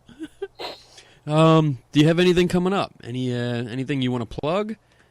Not yet. Right now, we're reviewing data, and then I figured, I've been working on this Bobby Mackey's event for 6 months. Yeah. 6 months. I mean, that's just every free time, research, and so I think we're going to take a little bit of a break for the holidays, Good. and then we're going to go back to the drawing board. We get a lot of calls and email submissions for people who having residential issues, and we don't instantly go in right away. We give them some what we call telltale signs, things that they can do ahead of time, and then we'll go out and we'll offer this information or that information or this information. So we kind of have that going on too. Nice. Once we get through with this data review and I submit this report, then we'll go from there. So are you into the crypto part of it as well? Cryptozoology. Abso-fucking-lot. What? Abso-fucking-lot. Not that I don't believe in cryptozoology. My thing is that, look, if Nessie and Bigfoot want to be seen, who the fuck cares, man? I've got a deal. What do you think about that, Lou? Lou? You still there? He's not talking to you now. I'm sorry. I'm right here. lost? 1 second. I got a phone call. Oh. Okay. What are you doing? We're recording a show and you're on the phone? My question to you is, do you believe in aliens? Aliens? Well, you know what? Here's my take. Aliens, to think and doubt that there is life on another planet somewhere else in a universe that is so expansive, All right, I'm back. doubt that, I think is just ignorance. To I think that we're agree. the only ones. Have they visited us? For that, I don't think so. I don't know, Well, there's but I that don't saying. think so. What's that saying that goes? You shut up. I'm not done talking. If we're the only ones in the universe, that's amazing. But but if there's nothing else out there, that's even more amazing. I mean, I think the closest planet that's in the Goldilocks zone, which is an Earth-like planet with the right conditions, I believe that's about 63 or 68 light years away. So you're going to need either like super awesome Star Wars type or Star Trek type vehicles, or you need to actually discover a real wormhole. Not fake ones in somebody's garage. Remember, they've said that we're still we go. we're at the young end of the universe. So what makes it what's not to say that there's another civilization that's out there that's even older than us by hundreds of millions of years. Right. Okay, so maybe they've already figured out how to do that kind of stuff to get from point A to point B quicker. That would Maybe be they great. already have that technology. Yeah, I that mean, would be great. just because They're the ones we in don't the have portal. it doesn't mean nobody else can't have it. I agree. So But I don't. there's a possibility that, let's say that there is some alien race out there that has figured out how to get from here to there. You know, they just know how to do these things that we've yet to even figure it out yet. So if they have this such advanced technology, which is totally possible, I really don't think they would get here and draw little symbols in our crops and then leave. Well, crop circles. let's look at Star Trek, the last movie that they came out with. Did you see it? I saw it. Okay. Remember that primitive group Yes. that they ran into, and all they were doing was they were just using these primitive symbols. You know, all of a sudden here we are. Here comes Star Trek, the Federation. Here comes the Enterprise flying right over. That could be us. That could be us in that same aspect. One, that was a movie. No. And I'm telling you, no. Yes, they flew the ship over the people. Yeah, but what I'm telling you is we could be those people. We could. Well, our ancestors. Sure. We could be those people in that movie, and the aliens are basically the ones in the Enterprise already. But they didn't put their symbols in their crops. That would be gone in a week when we. But Yes, but collect- crop you're talking circles to a is a hoax. civilization that has Yes, crop basic circles are a hoax. communication. What? Crop Crop circles circles were are proven to be a hoax. they're a hoax. Well, we're not talking about crop circles. But I we're was. talking about a primitive society that maybe that's the only way at that time they knew how to connect with them. Symbols, Symbols. drawings, Pictographs. whatever the case is. Maybe that was the only way they really could make any type of contact with them. I can get that, but not random ones that didn't make But any we weren't sense. there. You Right.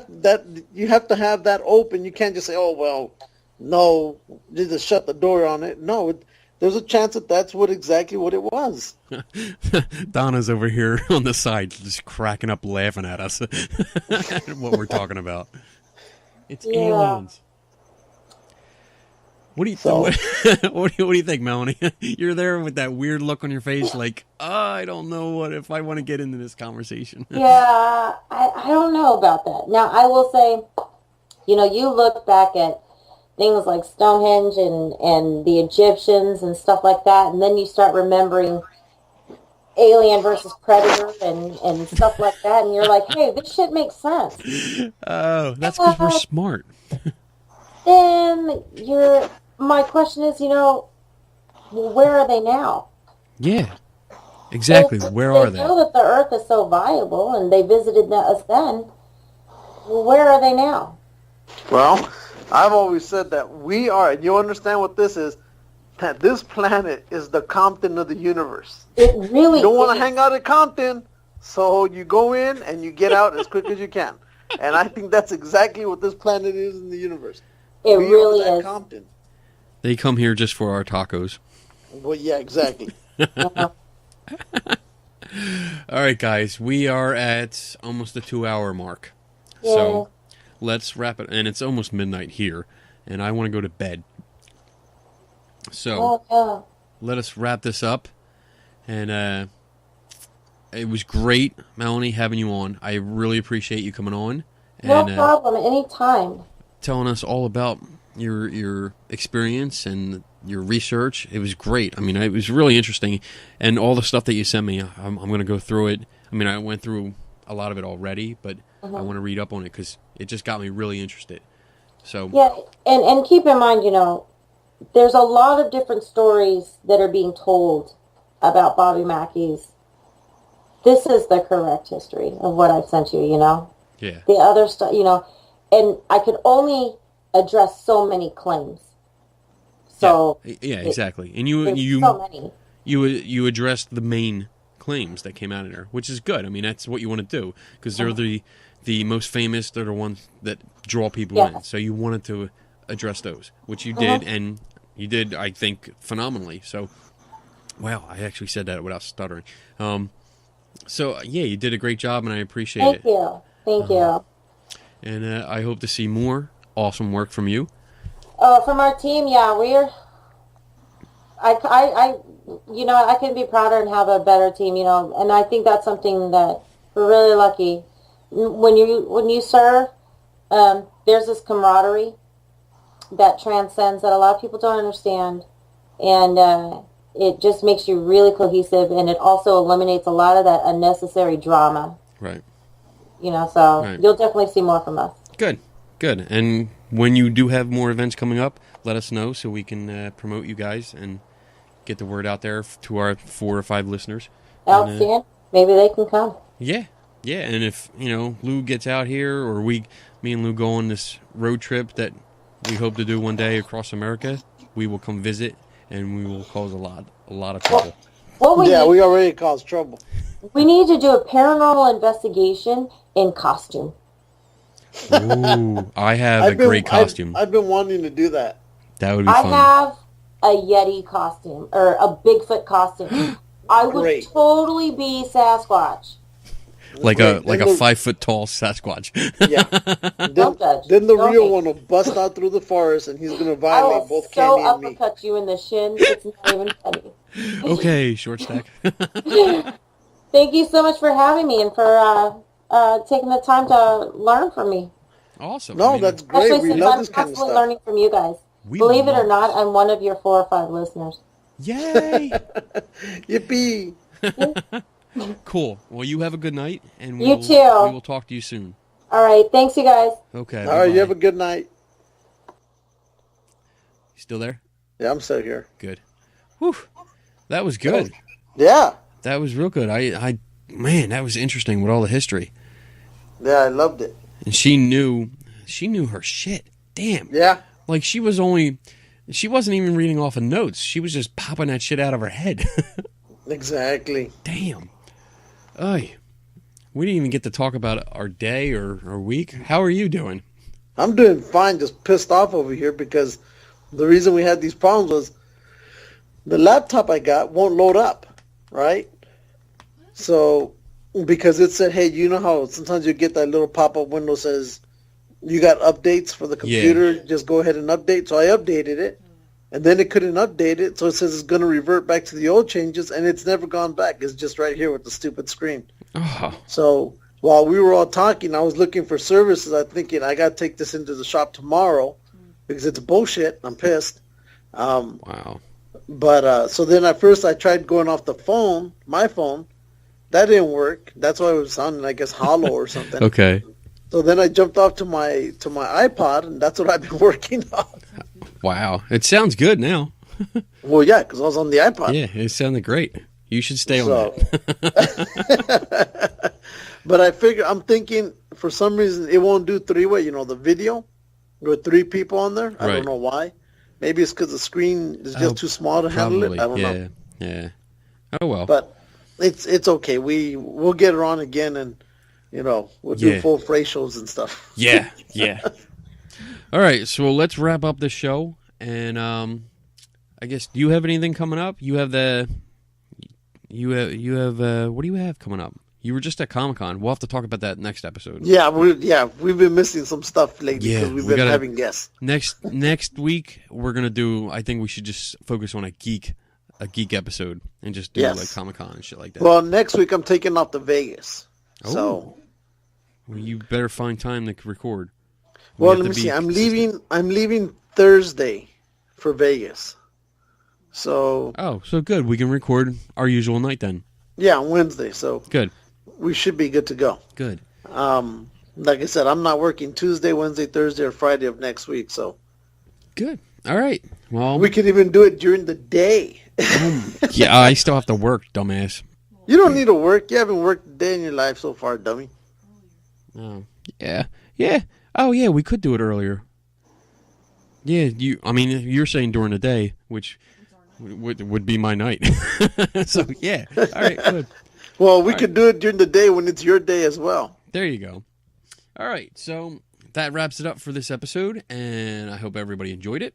I hope everybody learned something, and learned, especially, I guess, the moral lesson of the day is to do your research. Well, it comes back down to take nobody's word for it. Yeah, and learn every day. That's our taglines. and she just demonstrated it perfectly. Yeah, exactly. Do the research. Do the research. Check out what find out all these claims of, these deaths and these people who supposedly were there, and they never were, apparently. Yeah. Because it seems that the two main ones were between 5 to 6 miles away from the actual location. Right. They had absolutely nothing to do with the location. Yeah, and I even Google Earthed her address, and it's by the river. Oh wait, here you go. It's by the river, which means water. Yeah, which means water is conductive, and this and that. Whatever, bullshit. Her head's in the river, and her head somehow found its way to Bobby Mackey's into the well, and that's what happened. Yeah, boom, we just discovered it again. Yeah, again. So, right. that's what happens there. So, all right. Next week we will continue our discussion and focus on geeky stuff, and we'll have some fun. Yeah, hopefully by then we can talk about some Bigfoot stuff that's been going on, because it's been pretty we gotta interesting. get to that. You're supposed to send me something. Yeah, I didn't get to do it. So I didn't get it. I know, because I didn't get to do it. Well, shut up, bitch. Freaking do it. All right. You'll like it though. See you later, everybody. And your woman will love you even more for it. Oh, now I'm intrigued. Yes. And so is she. She's smiling now. Because she can hear what you're saying. Yes, our groupie. Okay. Our groupie in the room. There we go. We got a fan. That's right. Who's in studio. Yeah, exactly. It's my stalker. All right. So that's it for the show. I'm going to stop recording in 3, 2, 1.